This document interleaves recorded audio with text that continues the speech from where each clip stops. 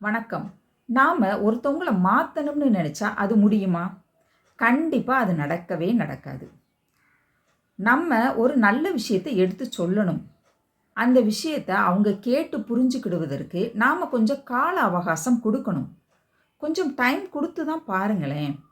அத விட்டுட்டு, "நீ இத கண்டிப்பா கேட்டு தான் ஆகணும். நான் உன்ன மாத்தி காட்டுவேன்." அப்படின்னு சொன்னா, நாம தான் அந்த இடத்துல முட்டாள். அவங்க மாறணும் அப்படிங்கிற விருப்பத்த நம்மளோட ஆழ் மனசுல நம்ம வச்சிருந்தோம் அப்படின்னா, ஒரு கட்டத்துல அவங்க மாறுவாங்க. அப்படி அவங்க மாறி வந்த பிறகு, அவங்க கிட்ட போயி பழைய விஷயத்தை எல்லாம் சொல்லி, சொல்லி குத்தி காட்டக்கூடாது.